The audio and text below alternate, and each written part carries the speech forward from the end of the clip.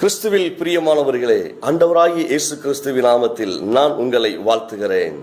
சங்கீதம் 119:92 நாம் வாசிக்கிற பொழுது, திருப்பாடல் 119:92 ஆண்டவருடைய மனிதன் இவ்வாறாக சொல்லியிருக்கிறார்: ஆண்டவரே, உமது வேதமானது எனக்கு மன மகிழ்ச்சியாய் இராதிருந்தால் என்னுடைய துக்கத்திலே நான் மடிந்து போயிருப்பேன். உமது திருச்சட்டம் எனக்கு இன்பம் தராமல் இருந்திருந்தால் என் துன்பத்திலே நான் செத்து போயிருப்பேன் என்று சொல்லி ஆண்டவருடைய மனிதன் எழுதுகிறார்.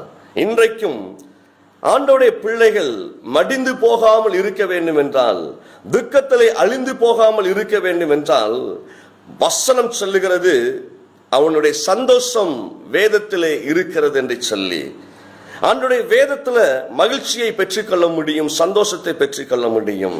இன்றைக்கும் உங்கள் வாழ்க்கையில நீங்கள் மன மகிழ்ச்சியாய் இருக்க நீங்கள் விரும்புகிறீர்கள், ஆண்டவரும் அதைத்தான் விரும்புகிறார்.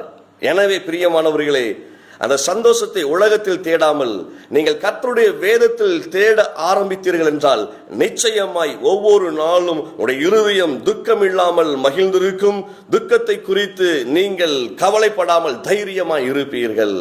இந்த வசனத்தின்படி ஆண்டவர் ஒவ்வொரு நாளும் உங்களை மகிழ்ச்சியாய் நடத்துவார்.